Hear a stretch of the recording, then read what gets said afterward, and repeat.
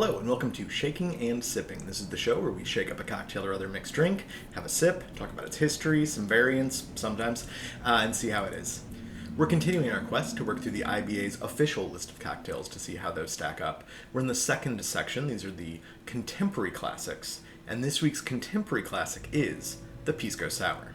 We're going to start off talking about the Pisco Sour by talking about that first word there, Pisco. It's something that I don't think a lot of folks are super familiar with. You may have heard the term, but I don't think most people really know much about what it is, at least in sort of America. And so this is Pisco. Now, Pisco is complicated, and there's a lot of story behind it and a lot of controversy behind it as well. I will do my best to give you a little bit of that knowledge today, though it's certainly not a spirit I'd consider myself expert upon. So Pisco is essentially a type of brandy. It is native to South America.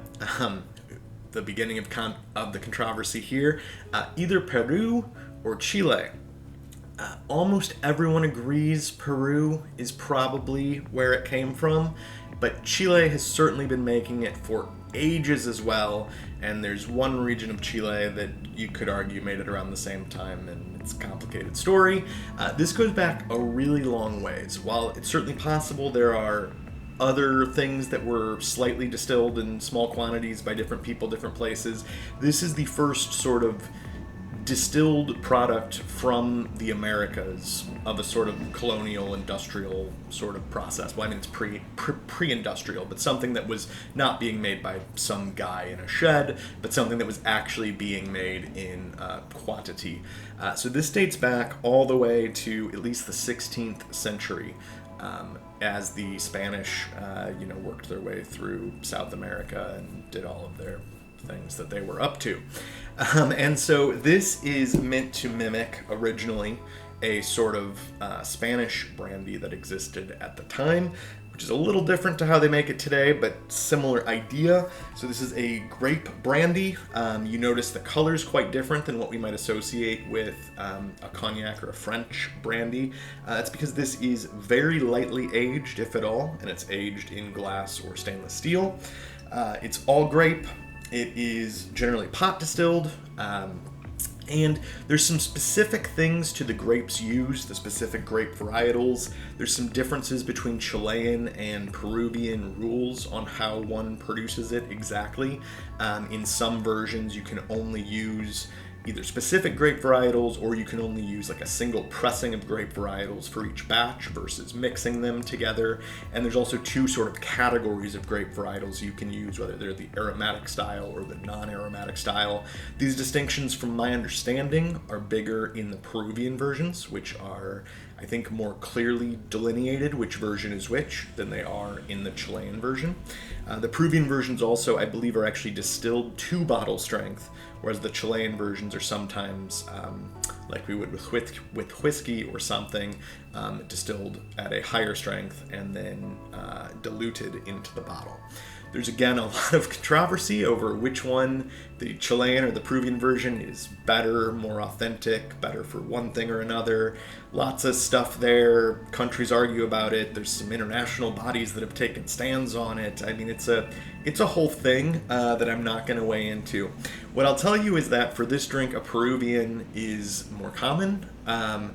And a lot of folks would recommend it. I don't happen to have any Peruvian Pisco on hand. This is a Chilean Pisco.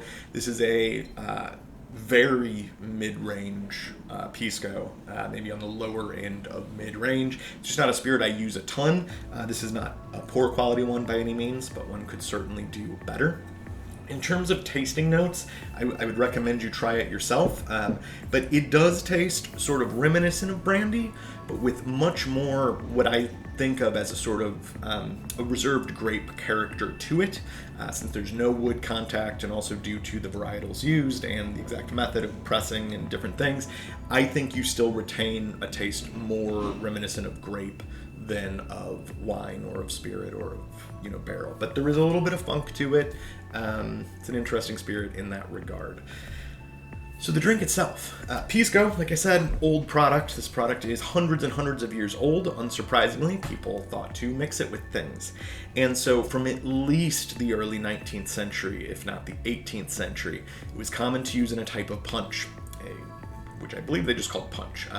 Pisco punch being its own sort of thing, because for many years, this is a tangent, Pisco was actually one of the very popular spirits in San Francisco and nearby California areas during like the gold rush times. Because back then it was actually much easier to get stuff on a boat up from Peru, Chile, etc. than it was to get stuff across the United States on a wagon train or whatever. So there was a whole fad around this thing called Pisco Punch at this famous bar in San Francisco for many years. You still see it used down there much more than you do in the rest of the US. So there's a random aside for you. Anyway, this was used in a sort of long punch, like we've talked about in previous episodes. One of those kind of things where you've got some citrus, usually lemon, some sugar, some water, some pisco, some other things. This was a very common thing to have in sort of Peru, Chile, maybe some surrounding areas too, because I know that like Bolivia makes a similar product that it's unimportant to this distinction. I don't want to weigh in on the geopolitics of that. But so that was around for ages and ages. And then a couple different things happened. So one, of course, is in America, we get sort of the big cocktail movement, right? Where people go away from punches and people start actually mixing up drinks and we start seeing cocktail manuals, etc. We evolve a sour in America, sort of distantly related to a punch via sort of a Collins and a fizz, but more so as an evolution of the cocktail.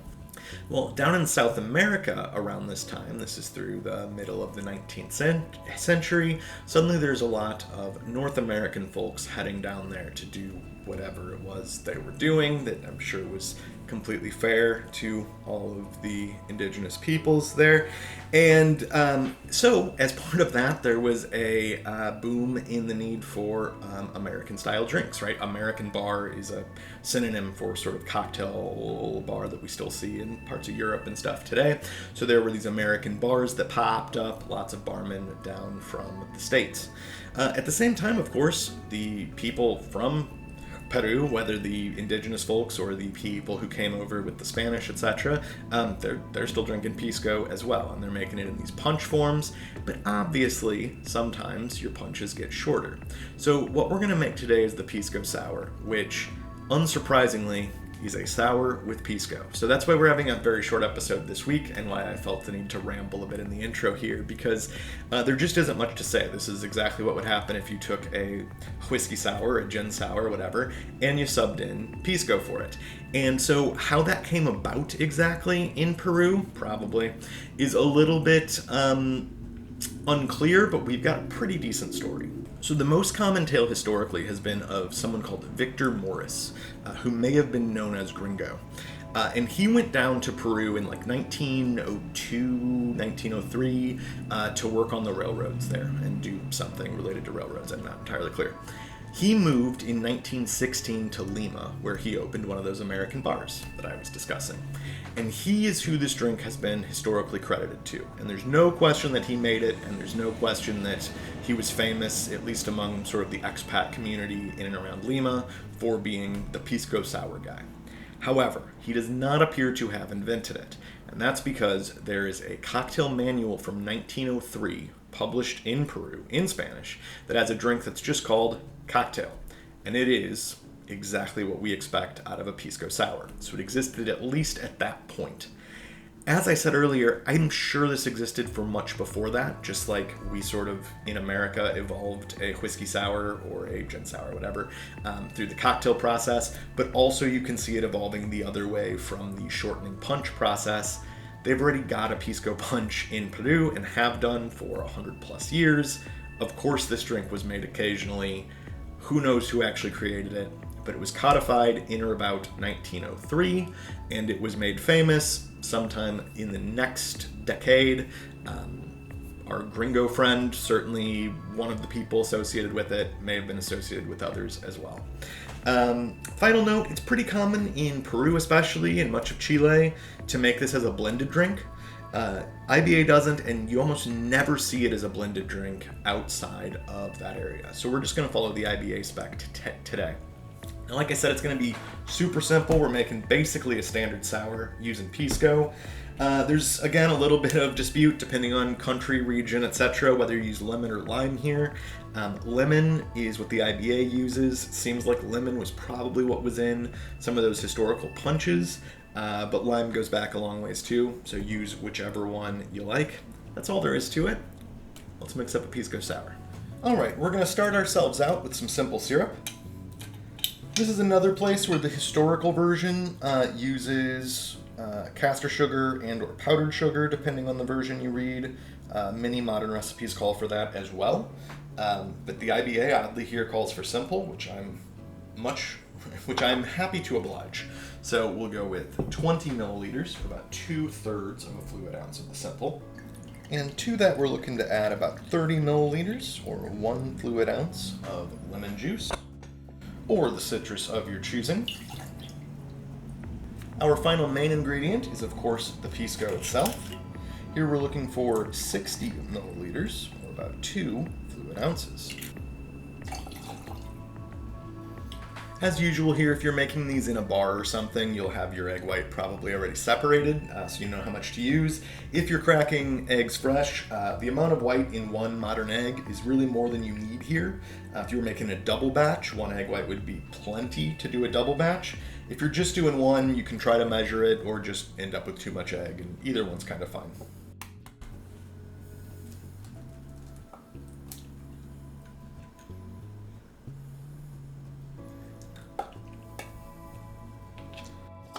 As usual with an egg drink, doing some sort of a dry shake, whether that's before or after the wet shake, is never a bad idea, but IBA doesn't call for it here, so we're not going to. We're just going to go in with some ice.